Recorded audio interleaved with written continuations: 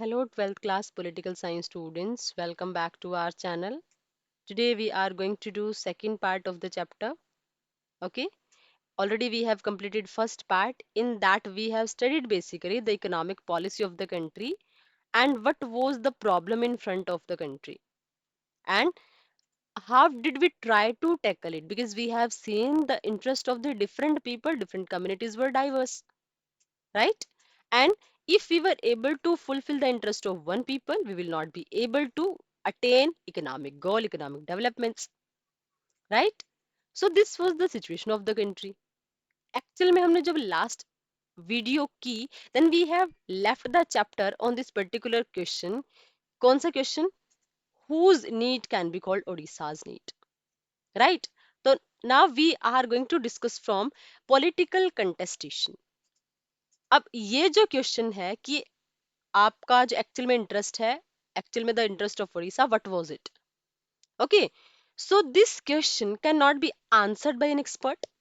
ये कोई expert answer नहीं दे सकता. Decision of this kind involve wing the interest of one social group against another. अब देखो, कोई एक्सपर्ट इसका आंसर क्यों नहीं दे सकता है? क्यों नहीं दे सकता है? क्योंकि इसमें कन्फ्लिक्ट्स हैं. And one social group against another, क्योंकि एक ग्रुप के इंटरेस्ट अगर फुलफिल होते तो दूसरे को प्रॉब्लम क्रिएट होगी ही होगी. अगर आप डेवलपमेंट को अटेन करने की कोशिश करोगे, you will not be able to provide rights to the tribal people specifically. कहीं ना कहीं आप उनके राइट्स को उनसे टेक ओवर करने की कोशिश कर रहे हो. इसीलिए प्रॉब्लम क्या होगी, इस तरीके के जब भी कोई प्रॉब्लम क्रिएट होती है, इस तरीके में जब भी कोई डिसीजन लिया जाता है, यहाँ पे हमेशा कन्फ्लिक्ट्स होते हैं between the social groups, right? Because every time you will be able to see that one social group is against another social group. Okay, present generation against future generation. और देखो, अगर आप डेवलपमेंट करोगे, suppose हमने industry लगाई, तो what will be the impact of this thing? It will be polluting the environment ना. जो हमने इन्वायरमेंटलिस्ट जो पीपल थे उनका कंसर्न देखा था कि अगर इंडस्ट्री की एस्टेब्लिशमेंट ज्यादा होगी तो इन्वायरमेंट को हार्म करेगी, राइट? सो ये क्या करेगी? Present generation against future generation. कि प्रेजेंट जनरेशन जो है और उसका फ्यूचर जनरेशन के साथ क्या कॉन्फ्लिक्ट्स होंगे. अगर मान लिया आप लोग ऐसे यूटिलाइज कर रहे हो, इतना इंडस्ट्रियलाइजेशन कर रहे हो कि आपने एनवायरनमेंट को पोल्यूट कर दिया, तो क्या हम सस्टेनेबल डेवलपमेंट अचीव कर पाएंगे? क्या होता है sustainable development? That we are fulfilling our needs without compromising the needs of future generation. तो कहीं ना कहीं अगर आप खुद के इंटरेस्ट पूरे करोगे तो आप फ्यूचर जनरेशन को उनकी नीड से, उनकी एस्पिरेशन से कहीं ना कहीं दूर कर देते हो, right? In our democracy, major decisions should be taken or are least approved by the people themselves. इसीलिए क्या होना चाहिए, जब एक डेमोक्रेसी की बात होती है तो ऐसे डिसीजन आपको कैसे लेने चाहिए? शुड बी टेकन और at least approved by the people themselves. यानी ऐसे डिसीजन तब होने चाहिए या तो पीपल आपके डिसीजन में आपके साथ है, या पीपल उस डिसीजन को अप्रूव करते हैं, right? It is important to take advice from experts on mining. और देखो, अब सभी का, अब हमने पढ़ा था ना, क्या कोई ऐसा इंटरेस्ट हो सकता है जिस मतलब जिस पर ओडिशा एग्री होता है? ओडिशा के लिए क्या बेनिफिशियल है? तो अब देखो, आपको पॉपुलेशन को भी इंक्लूड करना है, क्योंकि कहीं ना कहीं आप उनके नेचुरल हैबिटेट पर आप अटैक करने वाले हो. Then that's why you will have to include those people also. Secondary, you will have to take the advice from the experts also, because we are going to do mining also for industrialization, है ना? For the taking out of the iron ore, you can say. हमें क्या करना पड़ेगा? Mining करनी पड़ेगी. तो उस माइनिंग को कैसे किया जाए कि इसकी वजह से नेचुरल इम्बैलेंस क्रिएट ना हो, लैंडस्लाइड्स जैसे इंसिडेंट्स ना हो. That's why we will have to take the advice of those people who are experts basically, right? Okay. उसके अलावा from environmentalist and from economist. आपको इन्वायरमेंटलिस्ट से भी आपको कंसर्न करना पड़ेगा और इकोनॉमिस्ट से भी, है ना? It means you will have to take the advice from each and every group, and after the combined conclusion will be beneficial for whole of the state. Yet the final decision must be a political decision taken by people's representatives who are in touch with the feelings of the people. और finally decision कौन लेता है? Finally the decision will be taken by those people who are people's representatives. Basically this line is signifying the role of the government, right? क्योंकि अब actual में हम लोगों ने किसको रिप्रेजेंटेटिव चूज किया? That is our government only ना, है ना? तो फाइनल डिसीजन उनको ही लेना पड़ेगा. And why they should take it, why they should have this authority? Because they are very close to the people, they are in the touch with the people, है ना? And that's why they know it better what are the feelings of the people. Got it? So after independence our country had to make a series of major decisions like this. और independence के बाद तो हमारी country को ऐसी चीजों की series ही बनानी पड़ी. क्यों? क्योंकि हमारी कंट्री में हर जगह प्रॉब्लम्स ही प्रॉब्लम थी, तो हम कैसे डेवलपमेंट गेन करते? Okay, each of these decisions could not be made independent of other such decisions. और ये जो डिसीजंस थे ना, ये आप क्या नहीं कर सकते थे? ऐसे जो डिसीजंस थे इनको आप इंडिपेंडेंट नहीं बना सकते थे और डिसीजंस से बिल्कुल भी. Okay, all these decisions were bound together by a shared vision और मॉडल ऑफ इकोनॉमिक डेवलपमेंट. क्योंकि देखो सारे के सारे डिसीजन कहीं ना कहीं किससे कनेक्टेड थे? Because hence our large जो basic objective था, what was that? To attain economic development. तो वही तो था ना कि हम ज्यादा से ज्यादा इकोनॉमिक गेन कैसे गेन करें, इकोनॉमिक बेनिफिट्स कैसे गेन करें. क्योंकि ये जो सारे आइडियाज हम लोग यूटिलाइज कर रहे हैं, सारी की सारी पॉलिसीज जो अडॉप्ट कर रहे हैं, ये किसके लिए थी? It was related to economic development only. Okay, almost everyone agreed that the development of India should mean both economic growth and social and economic justice also. अब देखो हमारा जो डेवलपमेंट होना चाहिए ना, देखो न्यूली इंडिपेंडेंट कंट्री है, तो आपको वर्ल्ड में एक इमेज भी बनानी है कि इतनी प्रॉब्लम से गुजरने के बाद भी कोई कंट्री इकोनॉमिक डेवलपमेंट गेन कर सकती है. But along with that only economic development is not much required. Why? Because till then you are not ensuring social and economic justice to the people of your country. The development of your country is of no use. Got it? It is also agreed that this matter cannot be left to the businessman, industrialist and the framers and the farmers themselves. और ये वो decision भी नहीं था कि हम इस decision को सिर्फ अकेले या तो बिजनेसमैन पे छोड़ दें, इंडस्ट्रियलिस्ट पे छोड़ दें या फिर फार्मर्स पे छोड़ दें. क्योंकि सभी क्या करने की कोशिश करेंगे? अपने अकॉर्डिंग चीजों को मोल्ड करने की कोशिश करेंगे, right? And just for that the government should play a की रोल इन दिस. समझ आए गवर्नमेंट का रोल क्यों जरूरी है? Because if we will leave this particular decision on a particular group only, then it will create a problem. Because all of those people they will try to mold the decision according to their personal interest only. And if we try to fulfill the interest of any particular group, it will harm the national integrity also, right? And we will not be able to get that kind of development, that kind of social and economic justice for which India was working hard. And that's why the role of government that was very much important. क्योंकि अगर government होगी, क्योंकि government क्या है? It was the representative of the people ना. Okay, अब देखो there was disagreement. अब डिसएग्रीमेंट कैसे था? क्योंकि डिसएग्रीमेंट सभी के आइडियाज में डिसएग्रीमेंट होगा. इंडस्ट्रियलिस्ट किसी और बात पे अग्री होंगे, फार्मर्स उस बात पे अग्री नहीं होंगे. However, on the kind of role that the government must play in ensuring growth with justice. इसीलिए क्या था? गवर्नमेंट को एक ऐसा रोल इंश्योर करना था जो सोसाइटी में जस्टिस को इंश्योर करे, right?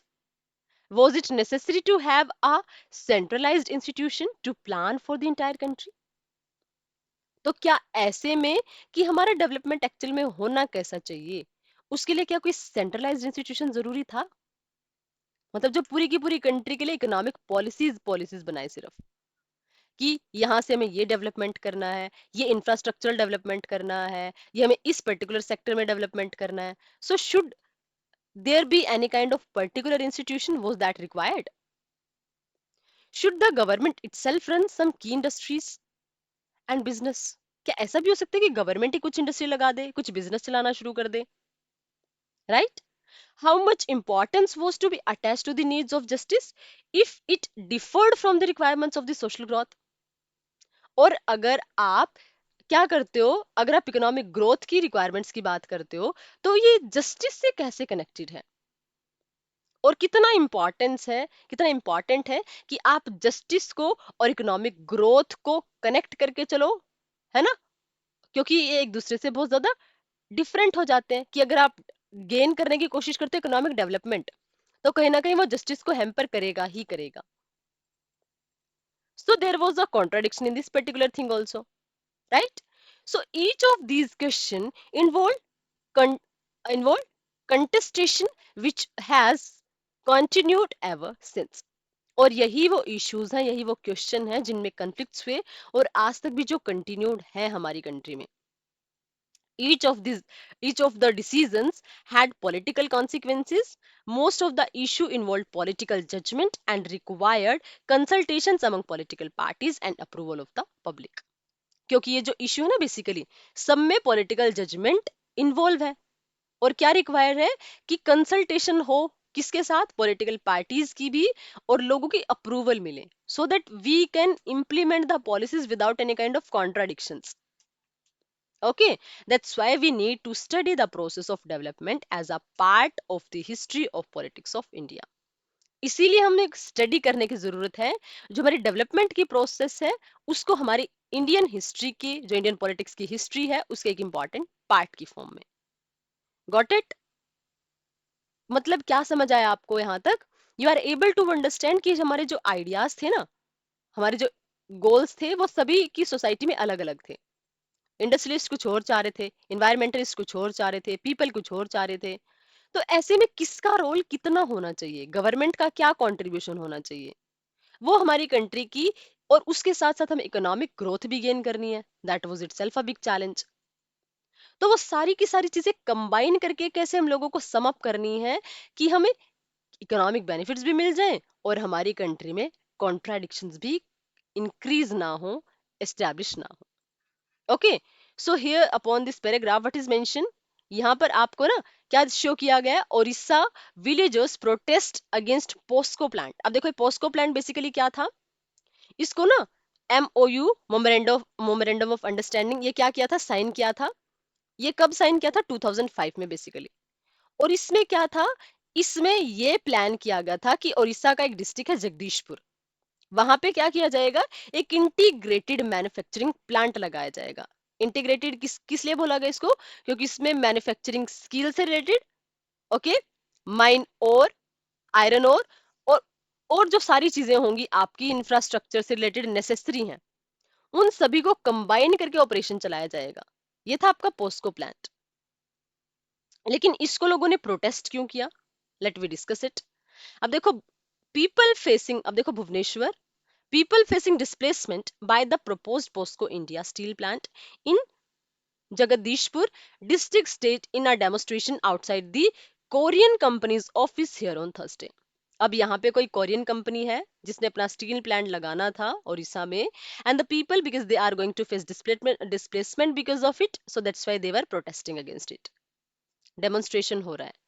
They were demanding cancellation of the memorandum of understanding signed between the company and the Orissa government 1 year ago. As I told you कि 2005 में ये शुरू हुआ.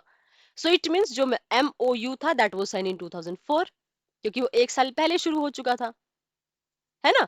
इस और वो क्या डिमांड कर रहे थे, जो प्रोटेस्ट कर रहे थे वो सारे के सारे, वो डिमांड कर रहे थे कि ये जो MOU है, मेमोरेंडम ऑफ अंडरस्टैंडिंग है, this should be cancelled. And more than 100 men and women from the Gram Panchayat of Dhinkia, Nongua, उसके बाद Nuagaon, and उसके बाद Gadak Kujangam tried to enter the office premises but the police prevented them. अब वो लोग क्या करना चाह रहे हैं, they are trying to enter in the offices of the government also, but the police is not permitting them to doing that. उनको police ने वहीं पर रोक दिया. Raising slogans, the protesters said company should not be allowed to set up its plant at the cost of their lives and livelihood. यानी अभी लोगों ने स्लोगन्स लगाए, प्रोटेस्ट किया और क्या बोला कि कंपनी को अलाव नहीं करना चाहिए कोई भी प्लांट एस्टेब्लिश करने के लिए. क्यों? क्योंकि उनकी लाइफ है भाई, उनकी लाइफ की और लाइवलीहुड की कॉस्ट है वो, राइट? मतलब उनकी, अगर आप ये चाहते हो ना कि वो इंडस्ट्रीज एस्टैब्लिश करे, तो मतलब आप किसके बदले में कर सकते हो? उनकी लाइवलीहुड और उनकी लाइफ के बदले में आप उनको परमिशन दे सकते हो. These kind of slogans were used. The demonstration was organised by the Rashtriya Yuva संगठन एंड दी नाबा निर्मन समिति. ये वो समिति थी, युवा संगठन, राष्ट्रीय युवा संगठन, जिन्होंने इस डेमोन्स्ट्रेशन को ऑर्गेनाइज करने में सबसे इंपॉर्टेंट रोल प्ले किया. मतलब ये सारी चीजें बेसिकली आपको क्या शो कर रही हैं? यही चीजें आपको शो कर रही हैं कि कंट्री में जब भी कोई ऐसा वर्क हो रहा था जिसकी वजह से डेमोन्स्ट्रेशन हो रहा है, तो अब जब लोगों को लगता है ना कि उनके इंटरेस्ट कहीं ना कहीं इसकी वजह से हर्ट हो रहे हैं, तो they will try to protest against that. And that is the beauty of the democracy, right? But इस बात को सोच के कि लोग प्रोटेस्ट करेंगे, क्या इंडस्ट्रियलाइजेशन को स्टॉप कर देना बिल्कुल सही है ना? वो भी बिल्कुल सही नहीं है. क्योंकि इंडस्ट्रियल ग्रोथ जब तक नहीं होगी कंपनी में, कंट्री में, तो economic prosperity we will not be able to get. और जब तक इकोनॉमिक प्रोस्पेरिटी नहीं मिलेगी, we will not be able to ensure justice also, क्योंकि सोशल जस्टिस भी कहीं ना कहीं फाइनेंशियल रिसोर्सेज के साथ कनेक्टेड है, राइट? सो इस तरीके के एग्जाम्पल्स आपको बहुत मिलते हैं when there were tussle between government and the social groups in our country. Okay, so hope till here everything is clear to all of you. अब यहाँ पे आपको गिवन है what is left and what is right. आपने सुना होगा, वामपंथी सुना होगा कि ना, ये लेफ्टिस्ट लीडर्स हैं, ये राइटिस्ट लीडर्स हैं. तो आज आप लोग स्टडी करने वाले हो कि वो लेफ्टिस्ट और राइटिस्ट बेसिकली होते क्या है. In the politics of most countries, you will always come across references to parties and groups with a left or right ideology of leaning. आप क्या करोगे? आप हमेशा कंट्री में इन आइडियोलॉजीज को फाइंड आउट करते हो, लेफ्ट और राइट. ओके, अब ये टर्म्स कनेक्टेड किससे होती हैं? These term characterize the position of the concerned group or parties regarding social change and role of the state in affecting economic redistribution. अब आप लेफ्टिस्ट और राइटिस्ट किसको बोलते हो? ये उस टर्म को करेक्टराइज करते हैं जो आपको क्या पोजीशन बताते हैं कि सोशल चेंज कैसे होना चाहिए और स्टेट का क्या रोल होना चाहिए. यानी जब आप चेंज करते हो सोसाइटी में, पोजीशन में, देखो ये क्या बताता है आपको? Position of the concern group, कि किसी ग्रुप की पोजीशन क्या हो सकती है सोशल चेंज के रिगार्डिंग, और स्टेट का क्या रोल हो सकता है हमारे इकोनॉमिक रिडिस्ट्रीब्यूशन को इफेक्ट करने में. ये उस चीज के रिगार्डिंग जो डिफरेंट डिफरेंट आइडियाज लोग रखते हैं, इसी बेस पे उनको कैटेगराइज किया जाता है लेफ्ट और राइटिस्ट में. बेसिकली लेफ्ट कौन से लोग होते हैं? Left offer left often refers to those who are in favour of the poor.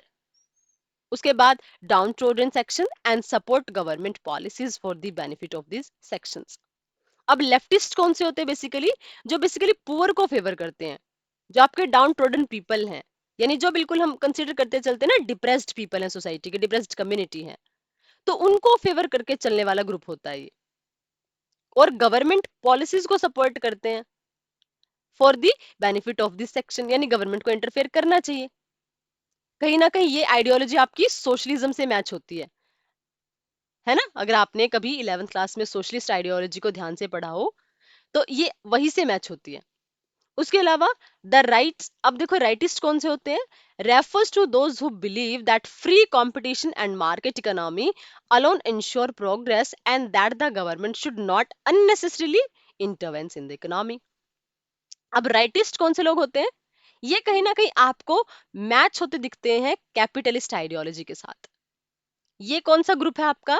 ये वो ग्रुप है जो आपको बताता है कि ऐसा कंपटीशन होना चाहिए जिसमें फ्री मार्केट हो. फ्री मार्केट कैसे? मतलब स्टेट इंटरफेयर ही ना करे, राइट? इट मींस क्या है? That believe in the free competition and free market economy. और उसके अलावा alone ensure progress that the government should not unnecessarily intervenes in the economy. और गवर्नमेंट को अननेसेसरीली इंटरवेंस करना ही नहीं चाहिए, इंटरफेयर करना ही नहीं चाहिए. यानी स्टेट क्या काम करे, गवर्नमेंट क्या काम करे? आपको जस्ट सिक्योरिटी प्रोवाइड करवाने का काम करे. इकोनॉमिक एस्पेक्ट में इंटरफेयर करने का कोई काम उसका होता ही नहीं है. यानी कि देखो, ऊपर आपने पढ़ा ना, ऊपर वाले पैराग्राफ में, कि स्टेट का क्या रोल था, स्टेट क्या चाह रहा था, इकोनॉमिक डेवलपमेंट गेन करना चाह रहा था. बट जो बेसिकली आपके राइटिस्ट पीपल होते हैं ना, राइटिस्ट ग्रुप को जो फेवर करने वाले ग्रुप होते हैं, पीपल होते हैं, वो क्या बोलते हैं? That state should not interfere. because it is the not the task of the state. State का task क्या है? That it should provide you security only. The economic aspect, economic sphere is not the task of the state. Leftist बल्कि क्या सोचते हैं?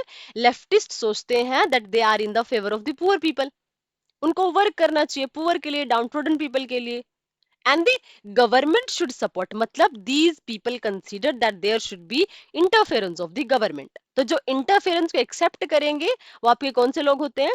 वो होते हैं आपके लेफ्टिस्ट, याद रखना। राइटिस्ट कौन से होते हैं? Those people who consider, who follow the ideology of capitalism कहीं ना कहीं, और वो क्या फील करते हैं? That government should not interfere unnecessarily in the economic, basically in the economic aspects of the society. Okay, so can you tell which of the parties in the 1960s were rightist and which were the left parties? Where would you place the Congress party of that time? अब आप इसमें, अब देखो state के interfere को कौन accept करेगा? State के इंटरफेयर को जो सोशलिस्ट की बात करेंगे, जो सोशलिस्ट पार्टीज होंगी, है ना, राइट?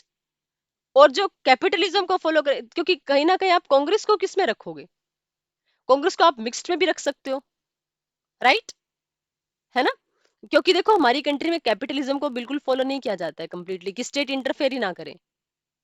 ओके, लेकिन कंप्लीट जो लेफ्टिस्ट वाली पार्टी है उसको कहीं ना कहीं हम भारतीय जनता पार्टी से कनेक्ट कर देते हैं, कांग्रेस को स्लाइटली हम मान के चलते हैं कि वो टिल्टेड है टुवर्ड राइटिस्ट की तरफ। Got it? So hope till here everything is completely clear to all of you and you are able to get what we have studied today. अभी तक आप लोगों ने स्टडी किया बेसिकली कि पॉलिटिकल कंटेंस्टेशन क्या होता है। Okay, after that we have also studied context of Odisha regarding POSCO plant. Along with that we have also discussed what is left and what is right, and I hope you will not be confused in this particular term when in future everyone will be using this word in front of you. आपको समझ आएगा कि leftist वो जो state के interference को accept करते हैं और राइटिस्ट जो एक्सेप्ट नहीं करते हैं स्टेट के इंटरफेरेंस को। Got it? So we have done two parts of the chapter and I think everything, every perspective, every word of the chapter till here is completely clear to all of you. But if you are having any kind of doubt and query, you can ask your question in comment section. Okay, next part, what is that? That is ideas of development, that we will start from next video. Till then, keep learning, keep revising, stay connected. Thank you, thanks a lot.